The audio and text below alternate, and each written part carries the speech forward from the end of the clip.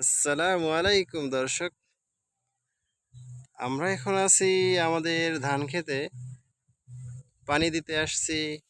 আমার ছোট্ট মাটা আমার সাথে আসছে।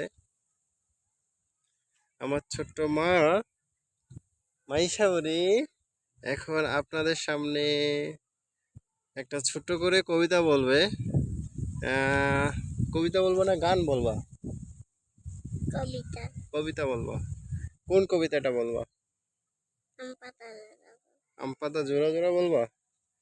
ঠিক আছে দর্শক, আমরা তাহলে আমার মাইশা আম্মুটার আম পাতা জোড়া জোড়া কবিতাটা শুনি এখন। ওকে আম্মু, তুমি এখন শুরু করে দাও। আম পাতা জোড়া জোড়া আমার চামচ চুড়ে ঘোড়া উড়ে বউ ছুরি দাঁড়াচ্ছে আমার পাগলা ঘোড়া পাগলা ঘোড়া খেতে চেয়ে চাবুক চুড়ে মেরেছে। সাবাস, ধন্যবাদ তোমাকে আম্মু, তুমি সুন্দর করে পড়ছো।